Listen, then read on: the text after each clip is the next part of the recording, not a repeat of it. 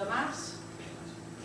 Veus del món és un cicle de xerrades sobre conflictes i lluites internacionalistes arreu del món. I ja al mes de setembre, a principis de temporada, quan ens posem a planificar l'any, ja vam pensar sobre el març, que seria molt interessant que vinguessin elles a la Brigada Feminista per Palestina. I llavors, com que fa molt de temps, ja no havíem previst que ni que enganxàvem Carnaval ni amb les roses, que ja fa com suposo que ens explicaran el perquè d'una brigada feminista, perquè és poble de Palestina i les projectes que hi haurà a veure d'allà i així, i em semblava superinteressant. I també des de Veus de tot el món volíem fer debats de brigades i nosaltres la primera que parlem i que tractem aquí, perquè hi ha alguna sobre Nicaragua i així, doncs provarem de fer sobre les brigades. Gràcies. Bé, doncs, com va explicar la Marta, nosaltres som Bajo i Nerea i això, venim de la Brigada Feminista dels Països Catalans. I bé, abans de dir-vos una mica per què naix la brigada, us expliquem de què parlarem perquè teniu una xicoteta idea i llavors us explicarem una mica per què va sorgir la brigada i amb quins objectius. Després farem com una contextualització, intentarem ser molt breus perquè és difícil, sobre el moviment de dones a Palestina. Llavors ja entrarem a parlar de les nostres experiències i els nostres projectes allà com a brigada, que vam fer i que vam veure, i ja després unes conclusions i un avançament del tràiler del documental que farem, que encara està creant-se. Llavors, primer de tot, perquè naix la brigada. Aquesta brigada és un grup feminista de suport a Palestina amb moltes afinitats, dones que venen de militàncies sobretot del País Valencià i militàncies molt diverses. I bé, és una assemblea que s'organitza de manera horitzontal i autogestionada. De fet, per a poder anar-hi vam haver de fer molts actes, concerts, material divers per poder gestionar-nos el viatge. També preteníem que al viatge pogués anar qualsevol persona i que la qüestió econòmica no fos un impediment, perquè l'interessant era poder anar-hi totes. Llavors, vam anar l'estiu passat i el que vam fer va ser, després ho ampliarem una mica, però així perquè ho sapigueu en línies generals, vam anar a Cisjordània i a Palestina del 48, que és el que es considera l'actual estat d'Israel actualment, amb una perspectiva anticolonialista, antiimperialista i antipatriarcal. Clar, també a l'hora de fer la brigada i denominar-la feminista i treballar en concret el tema del feminisme era també perquè almenys nosaltres no coneixíem cap experiència de cap brigada des de la lluita internacionalista que haguera fet un viatge a Palestina amb una visió del gènere, amb l'anàlisi aquesta del gènere. Llavors, alguns dels objectius que ens plantejàvem a l'hora de fer la brigada és, en primer lloc, teixir aliances, evidentment, amb la societat palestina que viu el setge del règim d'apartheid de l'estat d'Israel i, per tant, respondre amb la solidaritat internacionalista. En segon lloc, més en concret, teixir aliances amb les lluites i resistències de les dones palestines, poder trobar-nos amb diversos col·lectius, organitzacions, etc., que parlaren des d'aquesta perspectiva, i també fer un posicionament des de la lluita internacionalista. Després, també, a casa nostra, que això també ho direm a les conclusions, també per a la tornada poder crear eines per fer aquesta brigada des d'una visió descolonitzadora, des d'un feminisme descolonitzador, perquè moltes vegades veiem els feminismes llatinoamericans o àrabs des d'una perspectiva occidental i molt colonitzadora. Llavors, treure'ns aquesta imatge, visibilitzar i denunciar el context d'ocupació i d'apartheid de l'estat d'Israel, a les demandes que la societat civil palestina té, que ara mateix també se centra molt en el BDS, el moviment de boicot, desinversions i sancions. I per últim, encoratjar a trencar el bloqueig informatiu i econòmic de l'estat d'Israel en totes aquelles xarxes, comunitats, assemblees, col·lectius i organitzacions que ens puguem trobar arreu dels països catalans i del món. I llavors ara el Majo començarà amb la aproximació. Farem una aproximació històrica, però intentarem que sigui breu. Perquè sempre que parlem de la història de Palestina la parlem a trets generals, què és el que va passar, què no, però mai fem èmfasi en com ha estat el moviment de dones i quina ha estat la seva evolució. Moltes vegades des de la mirada occidental pensem que les dones són agents polítics o són actors polítics a partir de la primera intifada. I realment això és mentira, vos sabia abans, a finals del segle XIX, les dones que tenen tot un moviment d'organització. Per això pensem que volem fer aquesta aproximació perquè és molt important resaltar això. Ja en 1884, sí, a finals del segle XIX, ja trobem tot un moviment de dones camperoles que s'organitzen per protestar contra els primers assentaments i la primera arribada de colons que hi ha a Palestina. Tot això té un greuge important pel fet que durant 1900 i 1948, que Palestina està sota el comandament britànic, que no és el 48 ja la Nakba, el desastre, trobem tot un moviment de dones que al principi no tenien tanta importància política, sinó que feien més feina de col·lectius, en col·lectius esportius, literaris, de caritat, i aquí trobem, justament, i és molt important, que ja trobem dones palestines que independentment de la seva religió, siguin cristianes o siguin musulmanes, ja treballen juntes. Ja trobem una connexió entre ja el món de les dones palestines. Més enllà d'això, quan la burgesia accedeix a que l'educació arriba a les dones, no únicament arriba a les dones de les grans ciutats, també arriba al món rural. I per tant, aquest accés a l'educació és el que ens dona peu a poder començar a organitzar-se.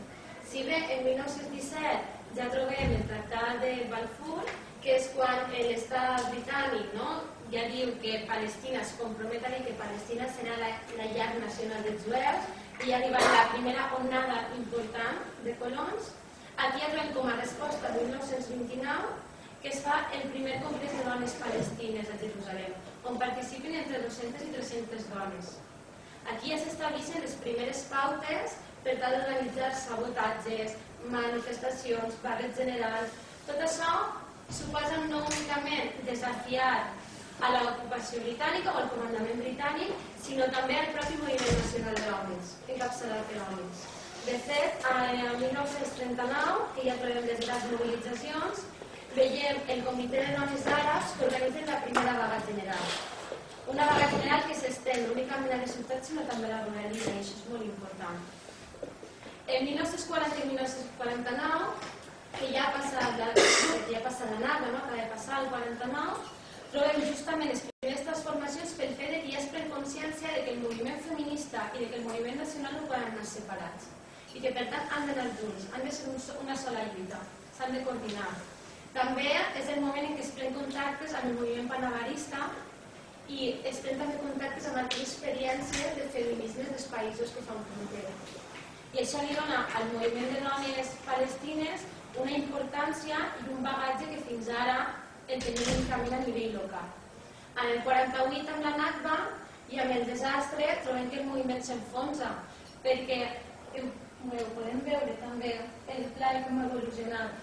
Però la gent que vivia en la Palestina històrica, en la Palestina del 48, queden expulsats a 3 territoris diferents, o bé els països que fan frontera, o bé es queden sota l'ocupació israeliana, o bé passen als territoris ocupats palestins, que diu així, a Cisjordània, Gaza i Jerusalem Est.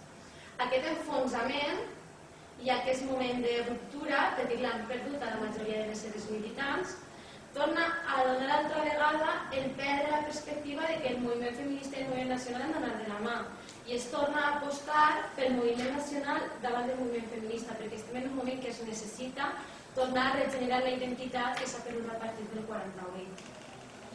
Tot i això, el 1964, quan per fi es aconseguís reconstruir a grans trets, evidentment, i es aconseguís tornar a articular tot el moviment, n'és l'Organització d'Alliberament de Palestina, de la qual moltes dones entren a formar part. Finalment, el 1965, amb la Unió General de Dones de Palestina, que principalment eren dones de Fatah, es torna altra vegada D'acord, entenem els passos. Primer és tornar a unir la lluita feminista i la lluita nacional. Es perd durant la Nakba i al 69 es torna a recuperar aquesta perspectiva de que han d'anar juntes, és a dir, que són indestriables. Després més tard també s'ha afegit la lluita social, però pensem que en la història de Palestina van a passos. D'acord? Primer una, després l'altra, fins que per fi es pren la perspectiva de que han d'anar les tres juntes. I després d'això, el 1967, ve la Nakba, que és la segona gran ocupació de l'estat d'Israel, i tenim un fet històric que és la Guerra dels 6 dies, que es lliura contra Síria, Egipte, Jordània i Iraq, i en aquesta guerra Israel aconsegueix diversos territoris que perquè fa Palestina afecten a la Franja de Gaza i afecten també a Jerusalem i també ocupen els Alts del Golan. Llavors, si veieu el mapa de 1967, Palestina es queda en la part de Cisjordània i la Franja de Gaza. Per tant, es redueix molt més el mapa. Es dibuixa un altre mapa nou d'ocupació. Llavors, en aquest sentit, en aquest context de violència i d'ocupació, clar, moltes dones, la lluita s'intensifica, i sobretot la lluita armada s'intensifica, i moltes dones demanen poder entrar en aquesta lluita armada. Per tant, també això ens desdibuixa una mica la imatge de que les dones palestines no estan en la història de la lluita armada i sí que estan, veritablement. Un exemple, clar, Majo també ho ha comentat abans, però durant aquesta època també fan assentaments, fan vagues, fan boicots, posen bombes. Tenim un exemple molt clar, que és l'exemple més famós, que és el de la Leila Khaled, que és capaç de pràcticament elles soles segrestar un avió. Per tant, les dones es veuen amb la necessitat de participar també d'aquesta lluita armada. També hi ha una urgència de la mobilització de masses i arran d'això sorgeixen les organitzacions de base, que després donaran peu als comitès de base. Llavors, també en aquestes organitzacions de base les dones tenen un paper important i participen activament dins d'organitzacions estudiantils, sindicals, etc. I el 1978, a Ramallah, naix la primera unió de comitès de treball de dones. Llavors, aquesta unió de comitès recull una àmplia gamma de dones que provenen de també militàncies molt diverses. Hi ha dones marxistes, hi ha dones seculars, hi ha dones nacionalistes, però totes tenen molt clar quin és el seu subjecte polític i quin és el seu objectiu. I el seu subjecte polític són les dones camperoles, són les dones treballadores i són les dones refugiades. Per tant, això és una cosa que tenen en comú totes aquestes dones. A més, en aquesta militància veuen que és molt important l'alliberament de Palestina per també poder alliberar-se elles. Per tant, fan aquesta lluita indestriable de la lluita nacional i la lluita social i del gènere. Llavors, el 1987 fins al 1991 arriba la erròniament anomenada Primera Intifada, perquè la Majo ja ho ha dit, que molt abans ja havien hagut moltes revoltes, però diguem-ne que aquesta es considera la més organitzada a nivell de bases. Llavors, la Primera Intifada per què sorgeix? Es desencadena per uns fets que ocorren a Gaza on un conductor israelià atropella a diversos palestins. Després es donen una sèrie de manifestacions per tal de protestar per aquest fet, en la qual maten a 4 palestins. I llavors es desencadena tota la revolta. És una rebel·lió popular, és rotunda, contra el govern colonialista d'Israel, i és un alçament civil en massa. Al principi és sense armes, cohesionat i solidari, i intenta incloure tots els estrats de la societat civil palestina, tant dones, homes, joves, intenta abarcar tots els estrats. Llavors, els comitès de dones en aquest paper continuen generant fortes xarxes d'autoorganització popular i es converteixen en fons de resistència i de sostén de tota la societat palestina. Llavors hi ha un augment de l'activisme del moviment de dones I us volia citar una descripció que fan dues estudioses que es diuen Rita Giacoman i Penny Johnson, que diuen les dones en convertir-se en una font de resistència transformaren en aquest activisme les seves responsabilitats familiars per abastir a tota la comunitat. És a dir, agafen el paper que el patriarcat els ha atorgat de cuidadores precisament per a fer de portadores de tota la societat palestina a través de la resistència. Impulsen la desobediència civil a través d'una altra vegada vagues, impagament d'impostos, boicot a productes, també articulen escoles clandestines, etc. Israel, dins de la seva lògica imperialista, respon amb una violència extrema i, a més, combinen aquesta acció política amb una acció social, més social, amb creació d'escoles bressol, de centres de salut, etc. També creen cooperatives econòmiques a petita escala i xarxes d'autoabastiment. Per tant, imagineu la quantitat de projectes que creen en aquesta època.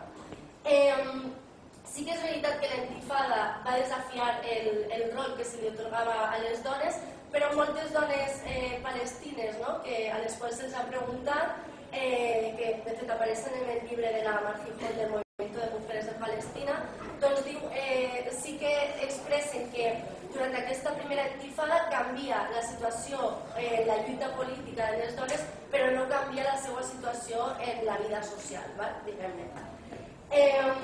Llavors, a partir d'aquí, en 1988, és un cop decisiu perquè Israel declara il·legal la militància en qualsevol comitè de base i està penat amb 10 anys de presó. Per tant, això suposa un fort debilitament en els comitès de base i en la lluita d'alliberament palestí.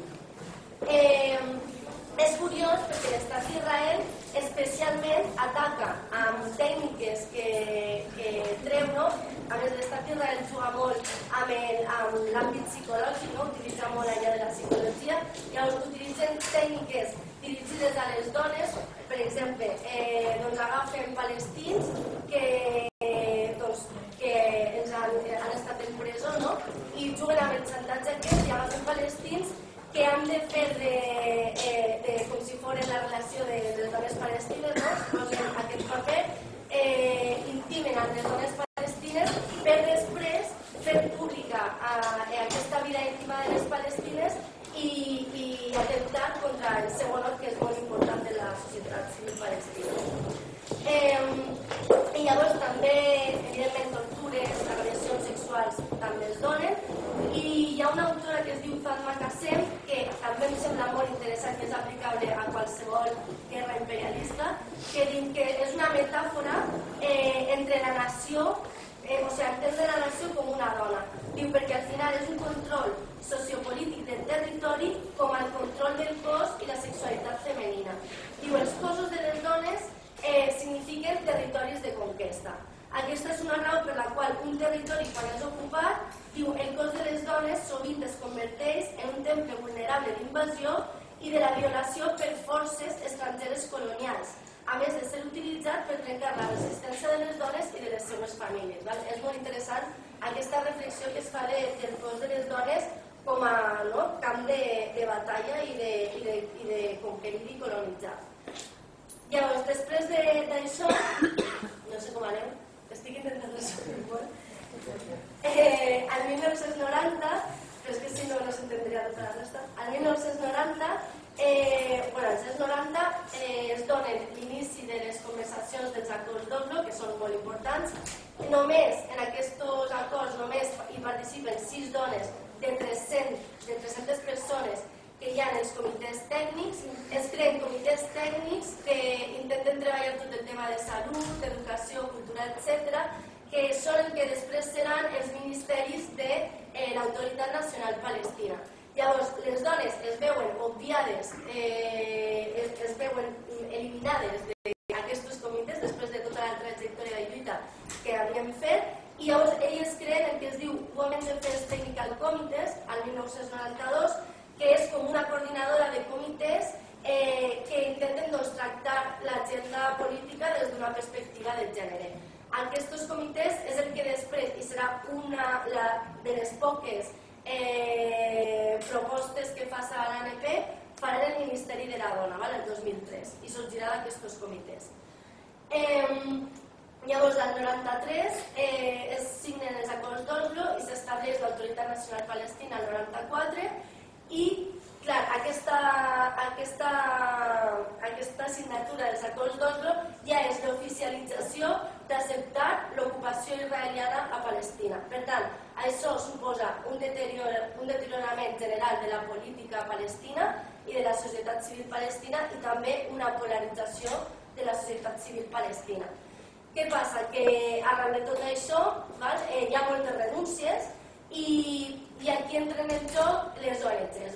I hi ha un concepte que es diu la ONGització de Palestina, que és l'entrada de les ONGs que, a més, en el cas de les ONGs feministes, intenten deslligar la lluita d'alliberament nacional i la lluita de les dones. Fan aquesta separació.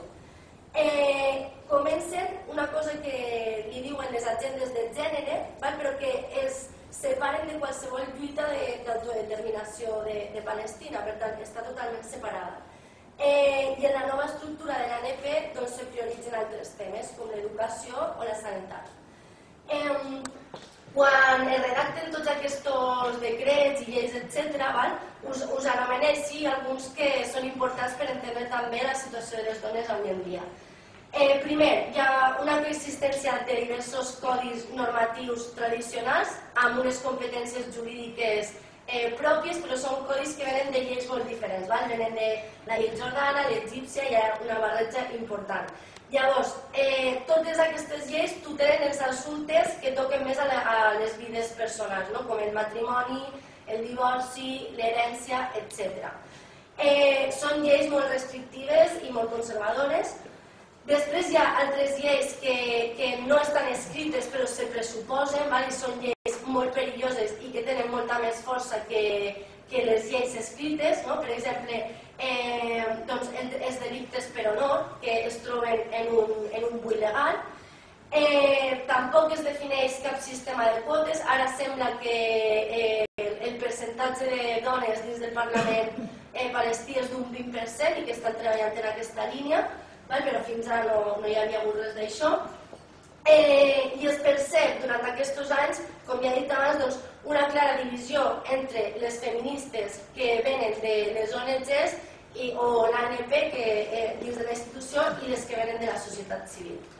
Llavors, amb tot aquest panorama, al 2000 i dura fins al 2005, ve la segona intifada, la intifada d'Al-Aqsa, que el punt d'explosió es desencadena amb unes provocacions d'un militar i polític molt reconegut, que és Ariel Sharon, a l'estrenada de les mesquites, i a partir d'aquest fet en concret i de totes aquestes conseqüències de renúncies de l'Autoritat Nacional Palestina i de totes aquestes negociacions, es crea la segona intifada. Què passa? Aquesta segona intifada no és com la primera, és una intifada molt militaritzada, i per tant no ve tant de base. Per tant, és una intifada en la qual la societat civil palestina es veu molt limitada a participar-hi. I si la societat en general es veu molt limitada en una estructura tan generalitzada i militaritzada, doncs les dones encara es veuen menys capaces o amb la importància d'entrar en aquesta lluita. Per tant, no troben espai en aquesta lluita armada, s'intensifica l'estrès i la vulnerabilitat, sobretot de les dones, i hi ha dos fets importants que també pensàvem que era important remarcar, que són el 2002 la construcció del mur de 400 quilòmetres que separa els territoris palestins, i l'any 2005 i 2006 l'aïllament de la Franja de Gaza i el bloqueig, l'embargament en aire, terra i mar. Llavors, pel que fa, torno una altra vegada a la ONGització del moviment de les dones, a l'entrada de les ONGs al moviment de dones, es dona per diverses qüestions. Primer, hi ha una entrada de capitals estrangers dins de les organitzacions de dones, per tant això és molt perillós perquè aquestes associacions depenen econòmicament d'aquests capitals estrangers. A més, hi ha una substitució de tots aquests comitès de dones que eren de base per aquestes agendes de gènere, que clar, són agendes de gènere fetes des d'una perspectiva universal i occidental, per tant no són reals amb el context de les dones palestines. Hi ha una despolitització i una desvinculació de l'alliberament nacional, i com ja he dit, crea tota aquesta dependència econòmica d'aquestes organitzacions, que a més mai parlaran de quina és la lluita que està portant a terme el poble palestí, mai parlaran d'ocupació, mai parlaran d'apartheid i obviaran tots aquests termes. I llavors, actualment, ho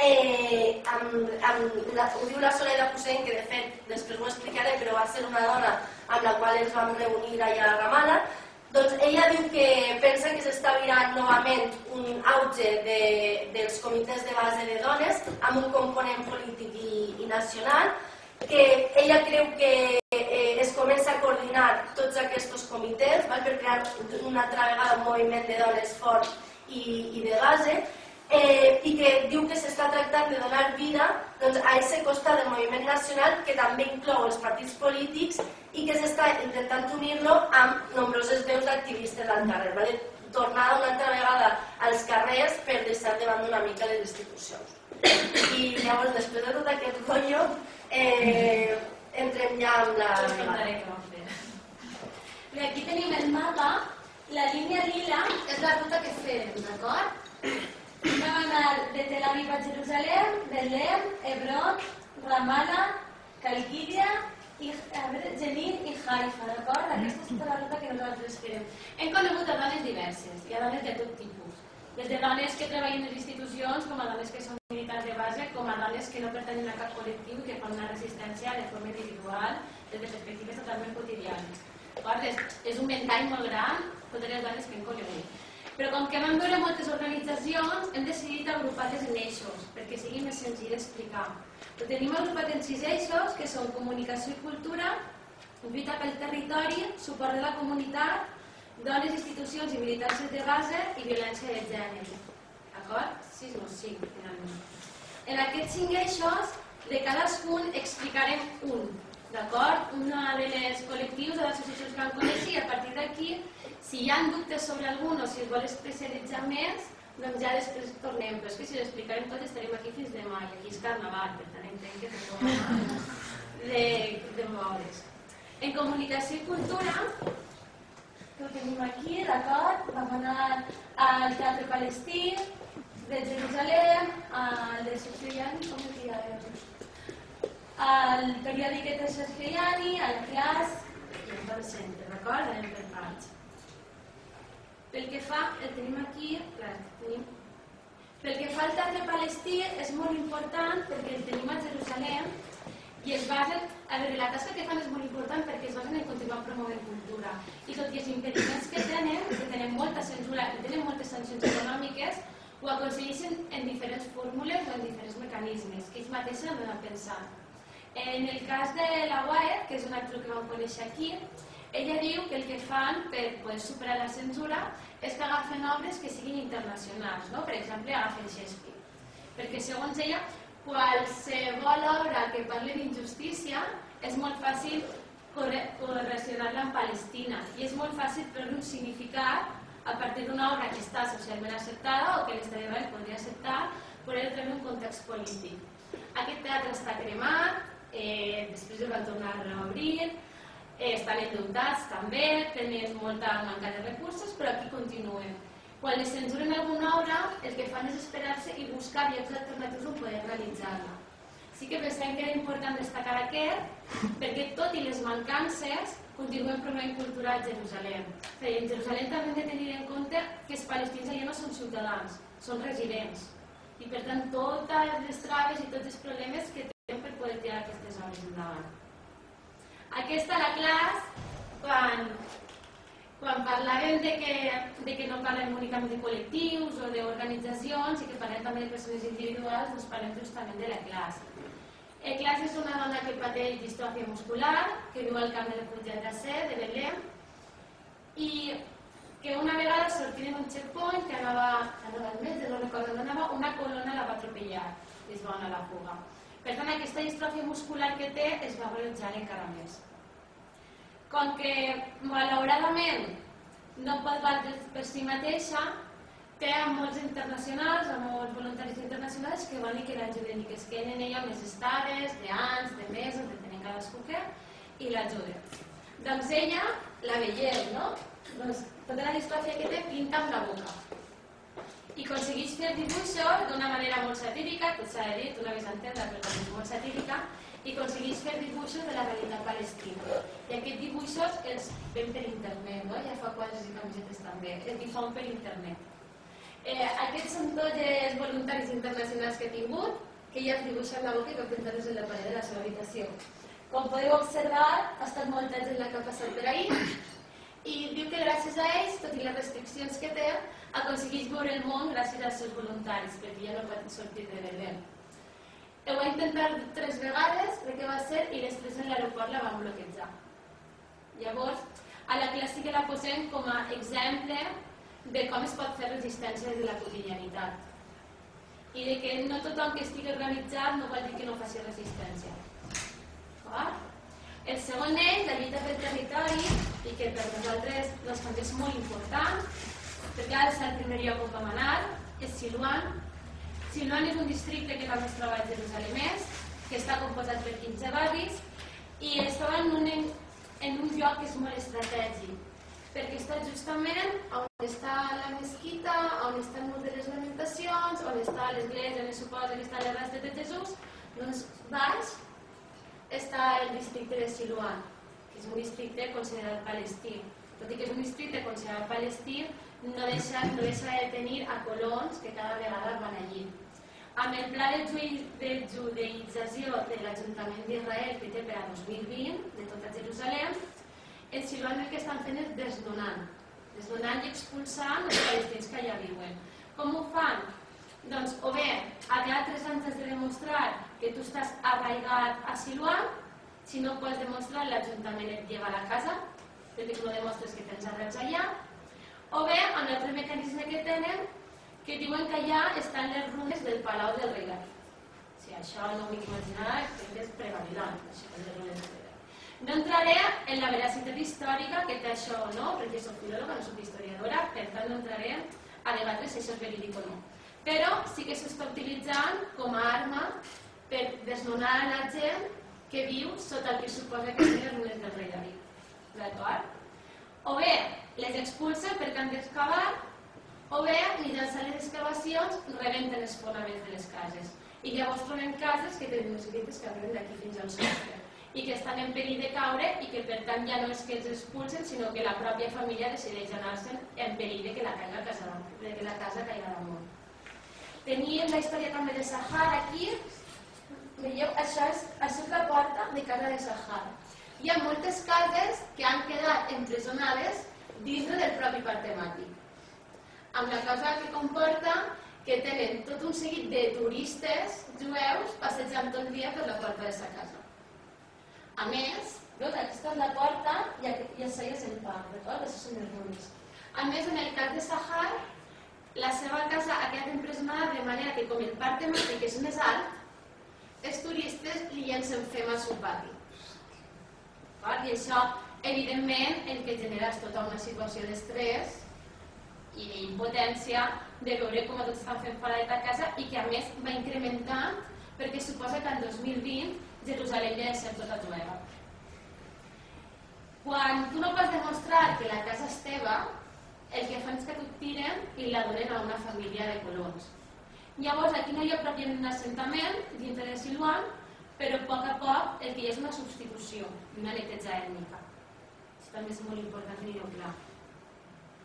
A Hebron tornarem després, a les conclusions. I a més, a mi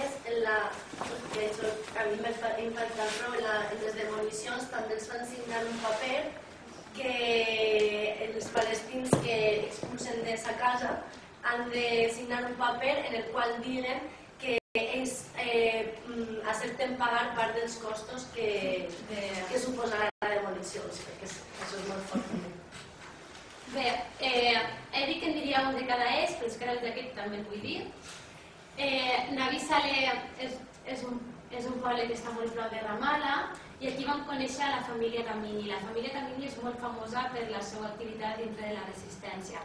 Navi Saler organitzaven tots els divendres manifestacions pacífiques i el vull ressaltar perquè en un principi els nens els enviaven a escoles del costat, perquè com hi havia tantes detencions i hi havia tanta violència els enviaven fora. Finalment va arribar un punt que van decidir que no, que els nens també havien de participar del que és la resistència i els nens també havien de formar part. Llavors, els nens van començar a participar també en les manifestacions fins que van detindre tots els nens del poble per tirar pedres. També. Hi ha un documental entre d'això. La imatge són les bombes de gas que les tiraven dintre de les cases, que la família Camini les té en mode museu en la porta de casa, perquè no s'obliden.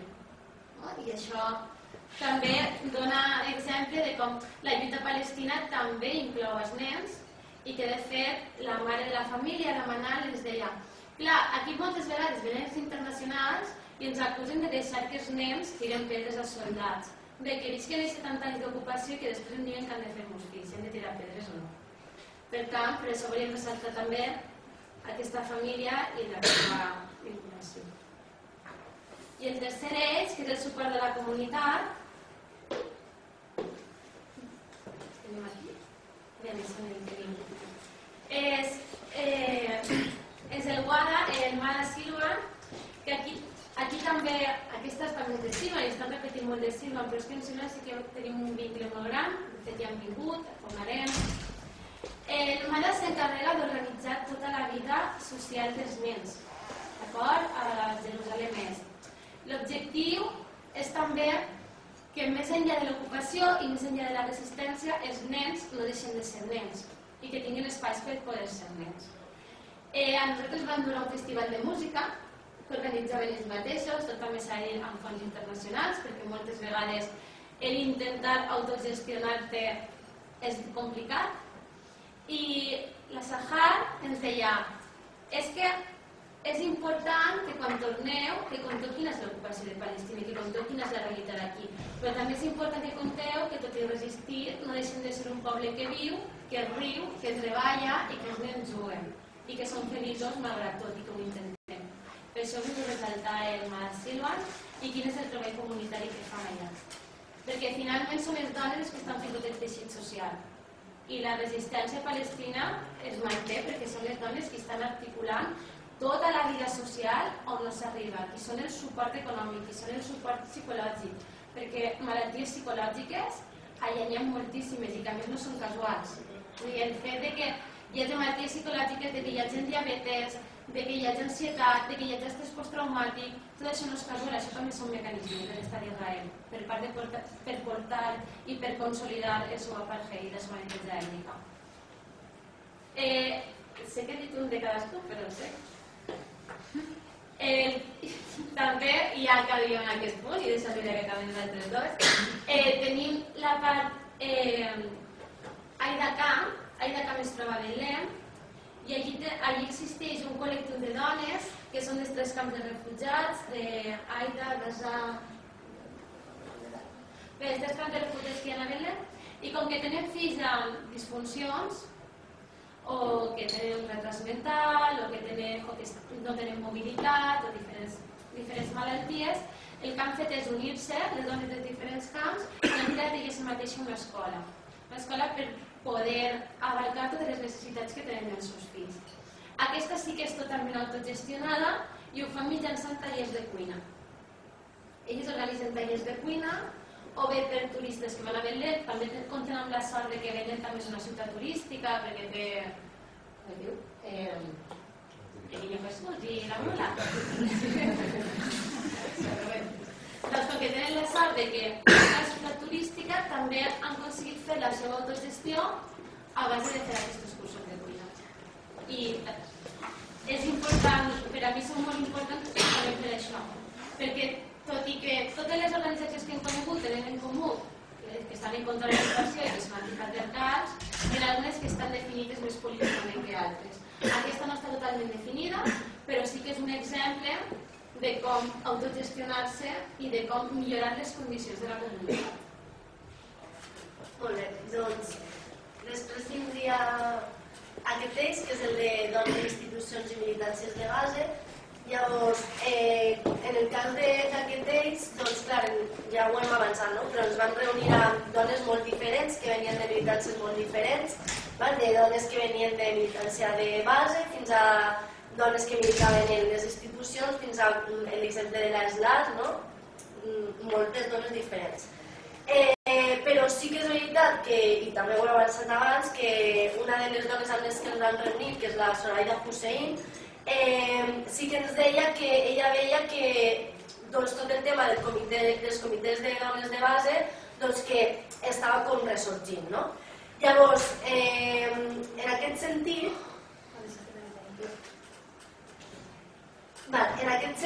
ens vam reunir amb la Zoraida Hussein Ramala, que ella forma part del Women's Affairs Technical Committee, i ella ens explicava com feia una anàlisi, clar, és una dona que ve també de l'OLP, per tant és una dona molt polititzada, amb un discurs molt clar, i ella ens deia que això, que als 90 hi havia una anàlisi per a un canvi social, estructural, patriarcal, de lleis, etc. I que ella criticava molt l'ANP perquè criticava que d'aquí venia molt del masclisme palestí, però que tot aquest masclisme palestí estava molt marcat i molt intensificat per tot el tema de l'ocupació i de la violència de l'estat d'Israel, i que precisament el feminisme es comença a silenciar en èpoques de més violència i de més escales de violència. De fet, ella contava, que està relacionat amb el següent d'ells, com quan hi havia estudis que deien que quan a la Franja de Gaza s'intensificava la violència, hi havia bombardejos, etc., la violència de gènere cap a les dones també s'intensificava. Ara en parlarem d'això. En aquest comitè tenen un periòdic mensual i tenen una revista setmanal, hi ha 8 comitès i participen unes 300 voluntàries, hi ha molt de lideratge juvenil, i s'ocupen de necessitats polítiques, socials, etc., però també s'ocupen de necessitats més personals de les dones, més psicològiques. Llavors, relacionat amb el següent text, que és el de les violències de gènere, amb aquest text també hem volgut fer una anàlisi de quines violències es donen cap a les dones i per què estan provocades aquestes violències dins de la societat palestina. Llavors, és molt important parlar de la violència circular, d'allò que ja us he dit, que quanta més violència, més violència cap a les dones.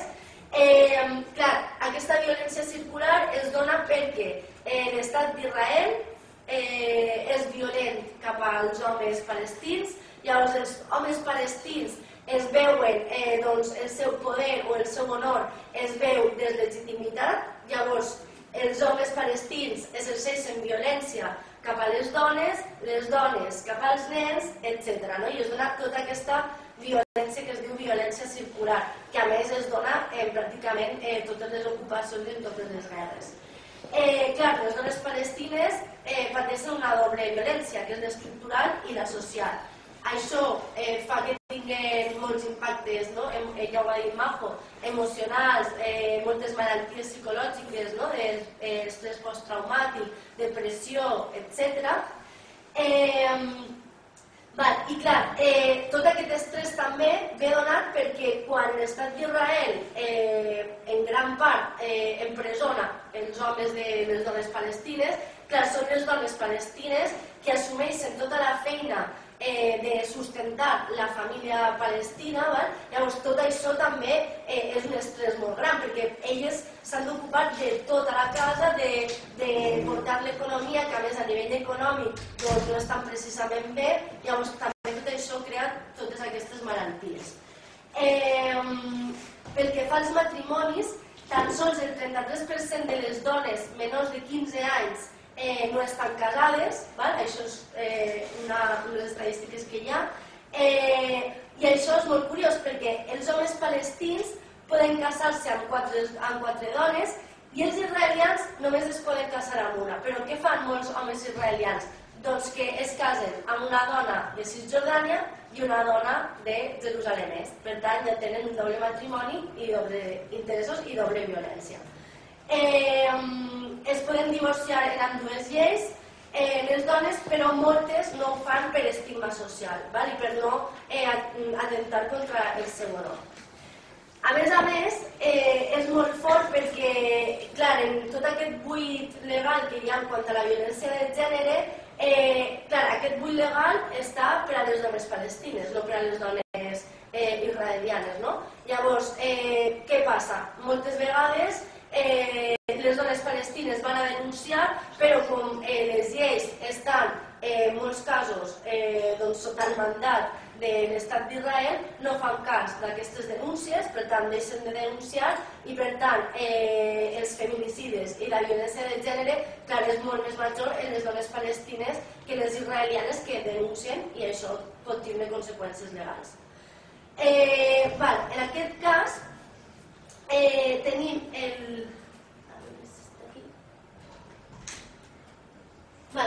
el Psychosocial Counseling Center for Women, que és un lloc de treball on treballen tres eixos principalment, que són l'atenció psicosocial, l'apoderament econòmic i el suport legal. Llavors treballen al voltant de tots aquests eixos. A més, aquesta organització que es troba a Betlem és el primer centre d'acollida per a dones víctimes de violència física i psicològica i tenen totes aquestes activitats que veieu aquí, des de programes de prevenció de la violència de gènere, xerrades, cursos, assessorament legal, etc., que és molt necessari per tal de protegir-les. I llavors passaríem al tercer eix, que és el de les identitats, al sisè eix, que és el de les identitats sexuals i els feminismes, i aquí ens era interessant parlar-ne al caos. Clar, dins d'aquesta lluita de les identitats sexuals i els feminismes hi ha un mecanisme molt pervers que utilitza l'Estat d'Israel, que és el pinkwashing.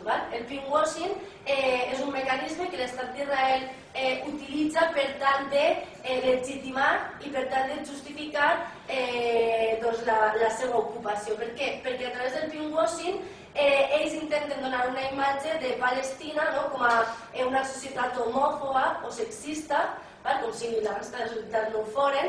Llavors utilitzen aquest mecanisme del pinkwashing amb intencions racistes, amb de demostrar o intentar demostrar que la societat àrab és homòfoba.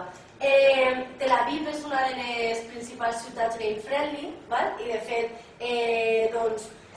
molts moviments LGTBI van a Tel Aviv perquè té aquesta cara rosa que li dona l'Estat d'Israel.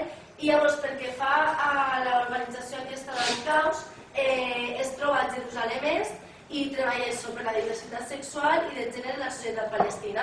Són un grup d'activistes de base, de transsexuals, bisexuals, queers, gais, lesbianes, etc. I sobretot volen trencar dins de les seues comunitats les opressions que pateixen pel sol fet de tindre una identitat sexual concreta. Tenen clar que també aquestes opressions venen donades pel colonialisme i l'imperialisme i pel patriarcat i també opinen que cal lluitar conjuntament entre totes. Tenen campanyes contra el pinkwashing que a més porten conjuntament amb el BDS, de fet ja estan desenvolupant aquesta campanya amb el BDS i treballen en comunitats molt locals. Tenen seus a Jerusalem Est, a Ramallah, a Jaffa i a Haifa i quan no poden treballar en certes localitats, sobretot treballen a través de web, de xarxes socials, etc. Tenen una infinitat de cursos sobre educació, també intenten formar a educadors palestins en les identitats sexuals, també tenen formació sobre drets bàsics de les identitats sexuals o, per exemple, intenten impulsar un canvi cultural a través de la música, la poesia o inclús trobades queers allà en Jerusalem. I també tenen una atenció telefònica que ens deien que rebien moltes trucades de transsexuals que volien informar-se per fer un canvi de sexe, que crec que l'única clínica que hi ha per a fer aquest canvi de sexe en tota Cisjordània és Hebron, per tant ho tenen també molt difícil. Aquest seria la campanya de...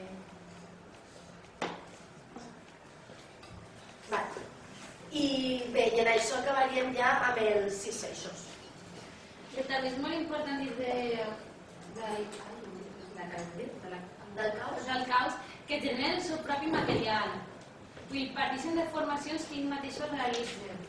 És a dir, no agafen el material que sempre la trobem moltes vegades. Fem una formació a partir del text de no sé qui. Ells no ho fan, ells generen el seu propi material. I això realment és una feina triple, però que està molt localitzada en les seves necessitats. I això també és una cosa que se'ls ha de ressaltar. Fins aquí, si teniu algun dubte sobre les organitzacions que han vist, tornem, però també volem anar tancant, que portem molta estona. Com a conclusions nostres, en extraiem moltes, però anem per parts. En un principi, i és el més coherent, els palestins no acceptaran un acord de pau si no es compleixen 3 eixos i no es compleixen 3 premisses, que són el fi de l'ocupació, evidentment, el retorn a Palestina del 48 i l'absolució de la gent que està empresonada. Per anar per parts, el fi de l'ocupació, això no ho m'explica, però ho volem explicar-ho ara, pel que fa tant a la part de Jerusalem 48 i Cisjordània. Palestina s'estructura en 3 àrees, d'acord? Palestina, Cisjordània, matisen. Cisjordània s'estructura en 3 àrees. L'àrea A, que està sota el control palestí, l'àrea B, que és un control mixte, i l'àrea C, que està sota el control jueu.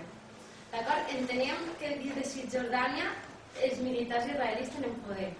D'acord? A sota traslladem a Hebron, que justament Hebron és l'única ciutat que té realment un assentament enorme dintre de la ciutat. A Hebron aquestes 3 àrees desapareixen i tenen l'àrea AQ, que és per als serveis públics per als palestins, i l'àrea H2, que és únicament per als colons i per a l'exèrcit israelià. Aquesta àrea H2 es troba en el centre de la ciutat vella. És a dir, que amb aquest assentament han destruït la vida social que tenia Hebron i la vida comercial. A més, aquest assentament té 2 checkpoints i en determinades hores del dia, quan els colons volen sortir d'una volta, a comprar, surt l'exèrcit amb ells, estan sempre custodiats. O bé tenen seguretat privada, perquè això és un altre tema, no únicament està l'exèrcit, sinó que a més molts colons tenen seguretat privada, així que l'índex d'armament als carrers puja. Això dèiem, perquè volíem mostrar la fotografia on està, que és aquí, això és la vila vella d'Hebron, que a tots els palestins que no van poder fer fora, ara viuen sota un assetjament constant dels colons i que a sobre això eren botigues. Això eren botigues que estan en el carrer principal que ara no existeix, per això es diu la Old City, perquè ja no passa ningú per allí. Llavors els comerços que no se n'anaven es marcaven amb esteles de David perquè es podrien fer sabotatges per la nit. Com que l'assentament també és més alt, això fan ja amb una perversió, els assentaments són més alts que el carrer, el que fan és que des de l'assentaments es llancen fem als comerciants que estan en les botigues de dalt. Quan els comerciants van decidir posar una reixa perquè el fem no caigués, el que han començat a fer és a llançar orina i llançar excrements, perquè pugui colar-se pels forats. Això no ho hem explicat, però ho expliquem ara amb un dels desitjos palestins, que és la fi de l'ocupació. El segon, que és el retorn dels refugiats, Israel no accepta la Nakba, per a ells la Nakba és una invenció dels palestins, que no ha succeït mai, i per tant el retorn dels palestins a les seves terres, el 48, a la Palestina històrica, per a ells no existeix i no té lògica. Amb això volíem vincular-ho als camps de refugiats. Els camps de refugiats, els palestins són el poble que més refugiats té arreu del món. És una cosa que oblidem i és molt important, a més esquartellats en 3 territoris.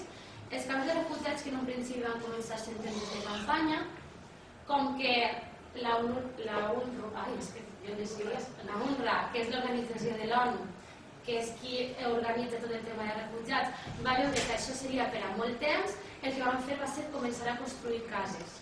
D'aquestes cases, com els camps de refugiats tenen un perímetre que no es poden expandir, perquè a més estan dintre de les ciutats, en molts casos semblen barris, que si no us posa no te n'adones. El que estan fent ara és començar a construir cap a dalt, a construir edificis, perquè com que no es poden expandir, doncs no construir. Per a mi això també és molt impactant el fet que molts camps de refugiats als murs tenen murals, tenen pintades, de voluntaris, de gent que ha anat allí, vaja. I un home es deia que a ell això no li agradava, perquè el fet que la gent anés a pintar als camps de refugiats era normalitzar.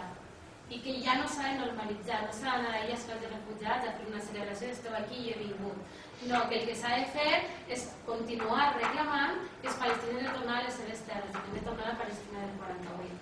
Ara ens trobem en que serà ja la quarta generació que haurà nascut dintre d'un camp de refugiats. A més, estàvem molt enfadats perquè va córrer un rumor no fa massa temps que l'Autoritat Nacional Palestina havia renunciat a la llei del retorn. I és una cosa que la societat civil normalment mai parla de l'Autoritat Nacional Palestina, però que a sobre això ha fet que encara hi hagi més malestar amb qui suposa que les lidera. No? I per últim, l'absolució de presos.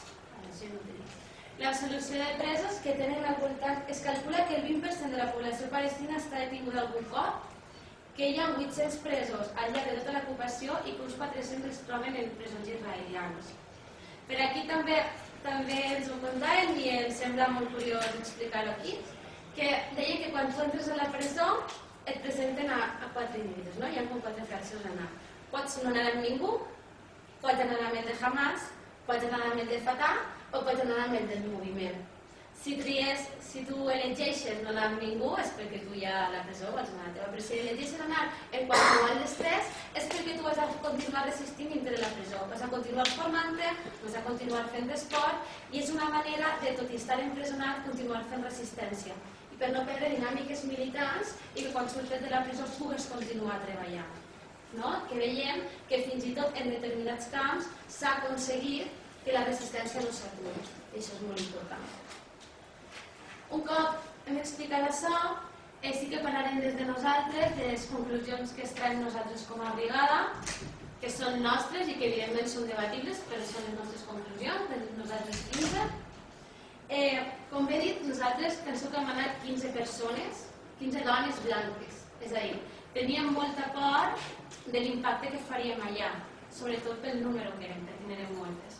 Per això des d'aquí el que vam començar a fer eren formacions prèvies, no únicament de la història de Palestina o d'allò que coneixíem, sinó també nosaltres com anàvem i quina motxilla portàvem. L'última cosa que volíem anar era des d'una perspectiva colonitzadora i molt menys el que volíem anar allí era de fet de dones blanques salvadores. No era la nostra intenció en cap cas. Per això, un cop hem tornat, sí que intentem en totes les nostres assemblees i en totes les militàncies que nosaltres tenim, que a més és molt diversa, perquè com he dit eren 15 i cadascuna era d'un sector, intentar fer l'anàlisi i aplicar als nostres feminismes perspectives totalment descolonitzadores i intentar ser el menys eurocèntriques possibles. És a dir, ja s'ha acabat que els feminismes blancs estiguen des d'aquí dient què és el que han de fer i què és el que no han de fer les dones àrabs arreu del món.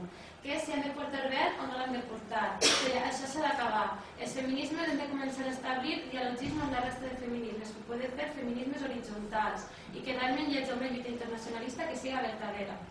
S'ha acabat ja com el que feien les Femen, d'anar a Marroc i fer revolta allí sense haver consultat amb els moviments feministes de base quines eren les necessitats i quines no. Per això nosaltres com a feministes i des d'aquesta brigada fem molt èmfasi en això i esperem que aquest missatge es trasllada a tota la gent que practica el feminisme en les seves assemblees. I una altra de les conclusions que treiem també d'aquesta brigada és el tema de la cooperació internacional i de les ONGs. Ja ho he comentat abans, però a partir dels acords d'Oslo la cooperació internacional s'introdueix en Palestina de manera molt forta i de manera molt important. I llavors, clar, tota aquesta cooperació, i ja ho veiem ahir també, ha debilitat els moviments socials de Palestina. També passa arreu del món, quan hi ha aquest tipus de cooperació.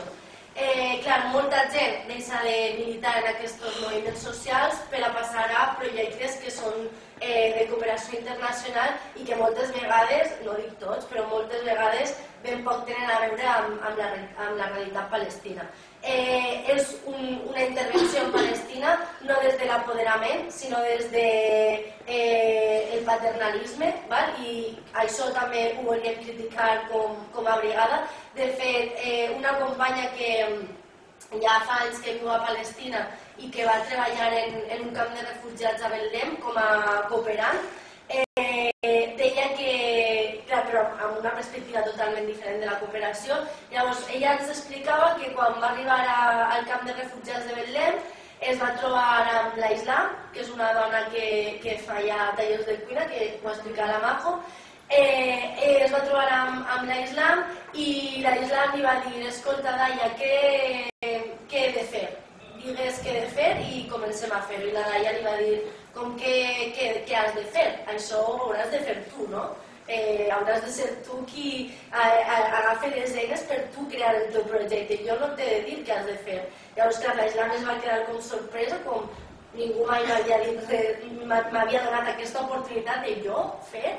Jo tindré la capacitat de decidir i de començar a crear el meu projecte, no? I estava com estranyada. Amb el temps, la Daia la va anar acompanyant i la Islam acaba triant aquest taller de cuina que fa una mica més fàcil la vida en el camp de refugiats entre les dones, compartint aquestes experiències, però des de l'apoderament. Llavors, era una altra reflexió que volem deixar clara. I llavors, què és el que podem fer des d'aquí? Doncs, en primer lloc, viatjar cap allà.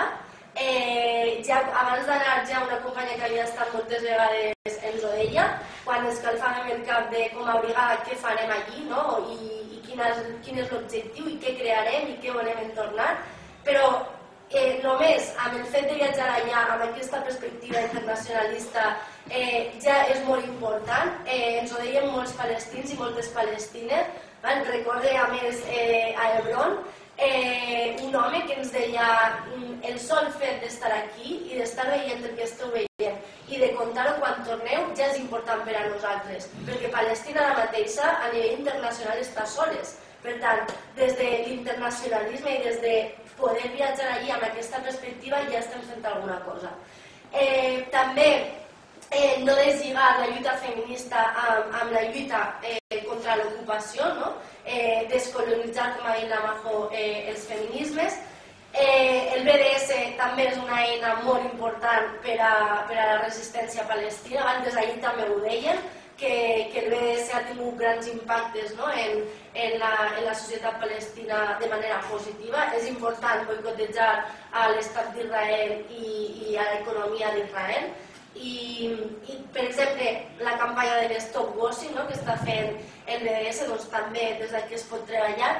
I volíem acabar la xerrada amb una frase que vam veure moltes vegades allà a Palestina, que era una frase que utilitzàvem els palestins i que ens sembla com molt resumidora de què és Palestina.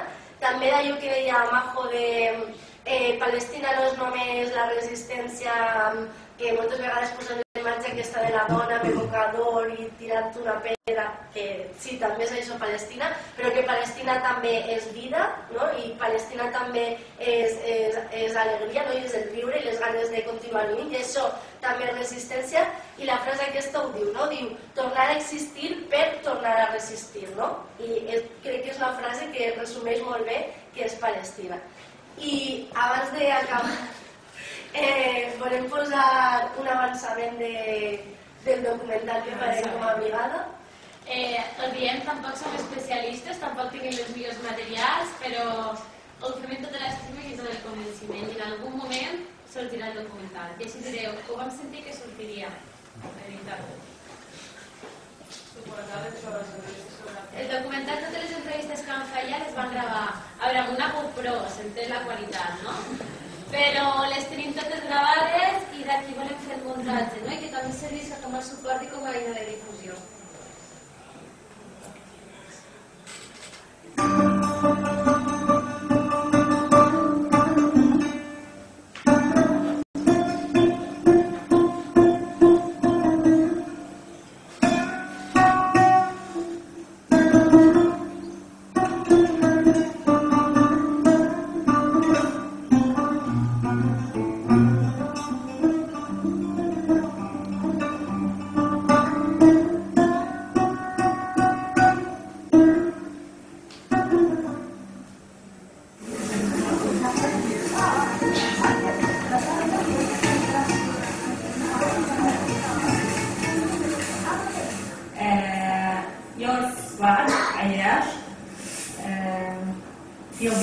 Jerusalén.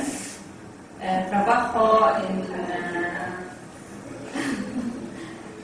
terapia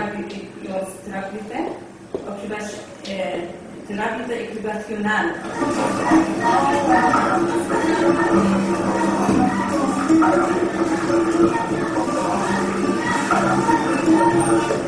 I think I like and I'm in love with traveling, like go to new places and explore new places, meet new people, new backgrounds. And also, I like to go volunteer here in lots of organizations to work with kids, women, old people. So this is something new.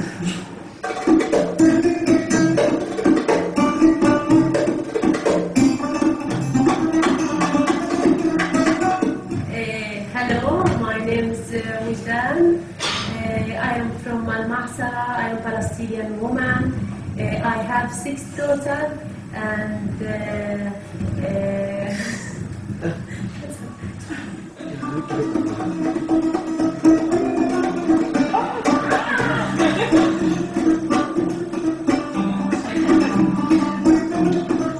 empezaron a tener un poquito más de visibilidad en su comunidad.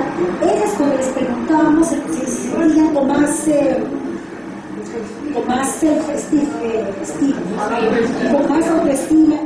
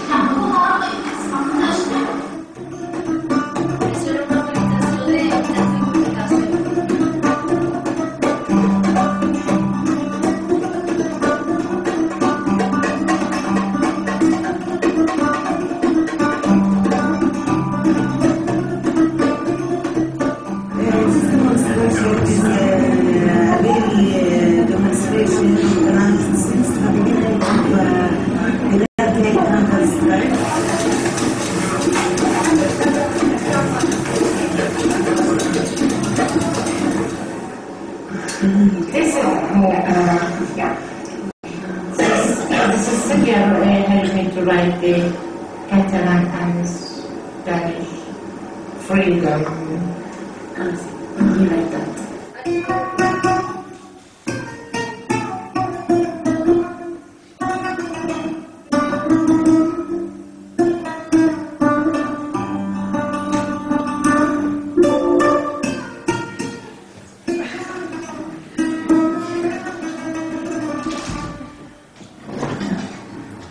Change is difficult, but we advocate for this. So the important thing for us, how to reach the decision makers. This is why important for me and the woman to be in the decision maker, to be influential and to do the changes on the ground. We hope that you like. We have to.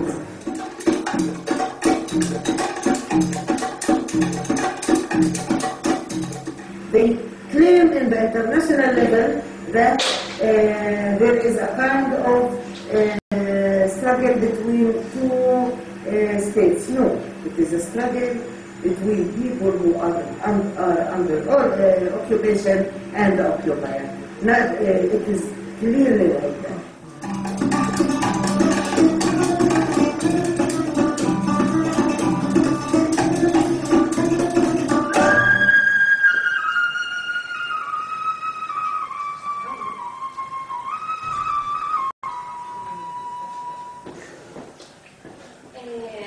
I abans d'acabar, que se'ns oblida de la brigada tenim 3 companys ara que juntament amb altres militants del BDS els demanen 4 anys de presó per el cas Matisyahu. Hi ha una campanya que és Defensem els Drets Humans, que està al Facebook i la podeu trobar en qualsevol xarxa social. Així que, sisplau, per favor, adheriu-vos a la campanya i doneu-li difusió, que per nosaltres també és molt important. Ja no cal.